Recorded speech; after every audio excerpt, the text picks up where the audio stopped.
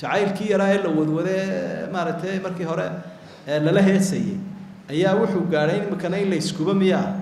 naftiina halaagine iska noolaada oo si wanaagsan isu guursado xalaala qofka naftiisa jacayl u dilaa dawa ahlu naar ilaahay nabadgeliya uu leeyahay ilaahay miyay ka wadaysaa islaam baa jeclaa tii iyada oo maaragtay jeclaa wax ma loo haysta maya dee niyad shayada qofka naftiisa jacayl u dilaa dawa ahlu naar ilaahay nabadgeliya uu leeyahay ilaahay miyay ka wadaysaa islaam baa jeclaa markuu qofku naftiisa soo dilo xadiidka nabigu wuxuu ku sheegay inuu ilaahay leeyahay adoonkayga wuu igu soo degdegay hore uu soo fadhiistay wuu soo degdegay marka qofku inuu dadka dilo oo qof muslima gardaro uu ku dilaa siday xaaraan uga tahay ayay xaaraan uga tahay naftiisana inuu dilo naftaada ma adaa leh waxay isweydiin la naftaada ma adaa leh mise waa ammaano jidhkeenna ma inagaa leh mise waa ammaano jidhkeenna iyo nafteena adigu ma lihid waa aragti gaaladu ay qabaan oo qaldan qofku wuxuu qabaa naftiisa inuu leeyahay xubnihiisa inuu leeyahay marka dabeetana wuxuu ku leeyahay naftayda anaa leh adeer goortan doonaan tan bixinayaaye idinku ii saxeexa una ma iga caawiya naftaada ma lihid sidaa daraaddeed inaad gardarre ku dishaa waa dembiile ahlu naar baanu qofku mudanaya hadduu jacayl ku dilo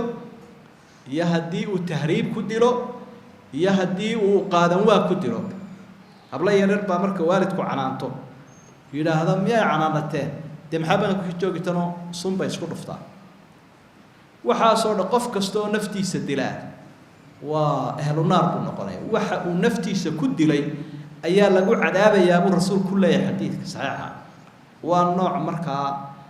iska dhaadhicin yaroon si kale ah istusnimo nooc kale ah wey jacaylkii yaraa ee la wadwade maaragtay markii hore lala heesayay ayaa wuxuu gaadhay imikana in la iskuba miyaa naftiina halaagine iska noolaada oo si wanaagsan isu guursado xalaala dhalinyarada saasaynu leenahay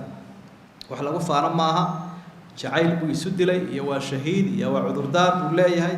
hadduu shahiid ku noqonaya soo innagaa ka hadal tii iyada oo maaragtay jeclaa wax ma loo haysta maya dee niyad shayada xagga dilka fiqigeenna islaamiga ah saddex sababood baa mid wax lagu dilaa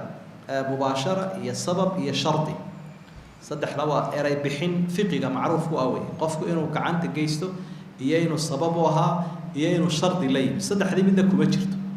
waan ku jeclaaday ama i qaado oo i xambaaro ama waan isdilayaa adaa